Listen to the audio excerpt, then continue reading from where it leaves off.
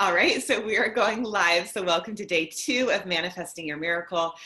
And today is about intuitive discernment. So what does intuitive discernment mean? What it means is your ability to listen to your intuition to know what is right or wrong for you. And when you allow yourself to really fully trust what is right or wrong for you, you move into alignment with your intuition. And so your intuition is the part of you that knows. It is the part of you that is connected to everyone and everything. Sorry, we had a bunch of people line at once. Sorry, you guys. Sorry, everybody kind of came in at once. So I'm hoping that it actually clicks onto my face. Ironically, it's so funny. I got to see if I can just get to me. Okay. I think hopefully you all can see me because it's like last time, the last video, it just had this little like ghost figure. So hopefully you guys can see me now. So just because everybody kind of jumped on at the same time, I'll just repeat what I said. So today we're talking about intuitive discernment for manifesting your miracle. And what that means is your ability to know what's right or wrong for you, what feels good or doesn't feel good.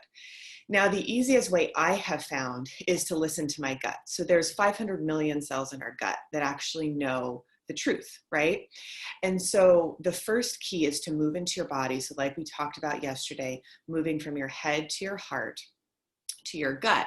And so as you do, you're able to feel your body, to feel your intuition, and know what is true for you. I mean, a really simple way would be, you know, if you're walking down a street and you know in every cell of your being if it feels better to turn left or right. Somebody could walk by and you know if it feels good for you to go up to them or not. You could look at a flower and be like, I want to move towards that flower or away from that flower. It's going to give you a good feeling.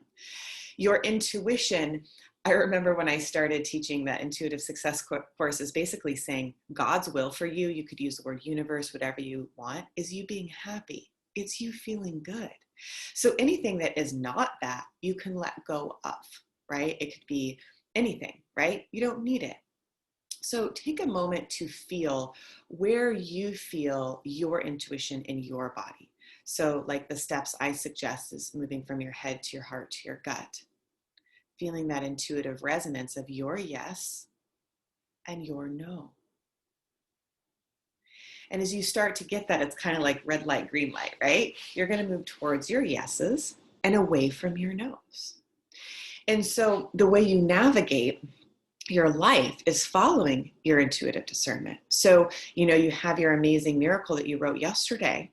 As you're following the path of actually manifesting that, living that, having that, each moment you're using your intuitive discernment to say, oh, yeah, I need to go here, or I need to go here, right? Like I just got off a Zoom call with a dear colleague of mine I haven't talked to for years. And it was like instant yes, right? Total heart connection.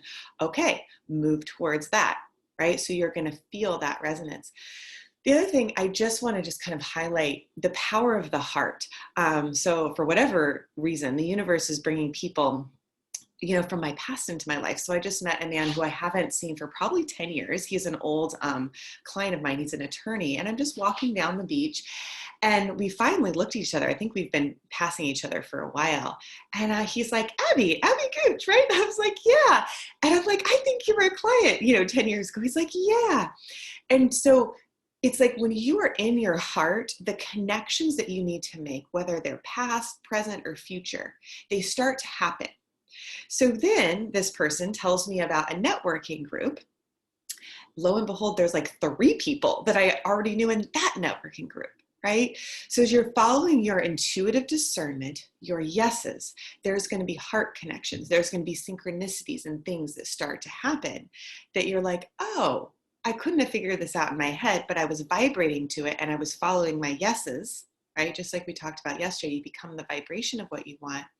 So your intuition is going to keep saying, yes, more of that. Yes, more of that. So if anybody wants to ask any questions, I just want to open it. You can unmute yourself if there's any question that you want to ask, if there's maybe an intuitive discernment that you're wondering about. And before you ask me, ask yourself, right? And then see, is there any other question or any other highlight, you want to look at and say, what is this teaching me? Right? What is this question? What is this experience teaching me? Because intuitive discernment is there for a reason, not only to guide you, but to show you maybe what you don't want. What's the lesson in letting something go? And are you willing to let that go, to say no to that, because there's something even greater? And that soul part of you absolutely knows that. I noticed my mom's on the line again, and she knows my story. When I started, I was very young. I had this knowing, and that knowing of my intuition guided me beyond intellectual understanding. Like, I left a scholarship for college to start a business. It didn't make sense, but it felt right. So if it's aligned with love, it is your intuition. And that truth within you will absolutely set you free from any conditioning, meaning the thoughts you have in your head that stop you, or may have stopped you in the past, from having what you truly want, right? And that will actually be what we're going to talk about tomorrow, is releasing the blocks that stop you. But for now, you might even want to write them down so we can discuss it tomorrow and think about, what are the subconscious beliefs, which is a thought connected with an emotion, that are stopping me from already having what I want now? Because deep down in your soul, in every part of your being, you know that you can have your dream, because we have access to the infinite universe, right? It moves through us. It moves through our body. It moves through our thoughts and our emotions. And the manifestation of that dream is following your intuition to live that life. And it's just a step-by-step process, right? So if you don't feel comfortable sending your question here, you can also email it to abby@lifeforceconnection.com. And then, I'm trying to think if there's anything else that would be helpful for you. There's such simple tips and ways of being that will change your life, right? And so I invite you to notice what happens when you take action on your intuitive yeses that feels good, and what happens when you let go of what doesn't feel good, right? When you say, I'm saying no to that. You let it go, you open that space for what does feel good. And as you take that action, you can see the positive results, and then you can experience the miracle of your life. So thanks for joining us. Again, feel free to email me any questions, any comments, any other support you might need to abby@lifeforceconnection.com. And we will see you all tomorrow. Your homework, so to speak, is to write down any limiting beliefs. And, basically, what's stopping me from already having that now? What's stopping me from already having my dream now? And we'll clear those up tomorrow. All right, everyone. Have a beautiful day. Talk to you soon. Bye.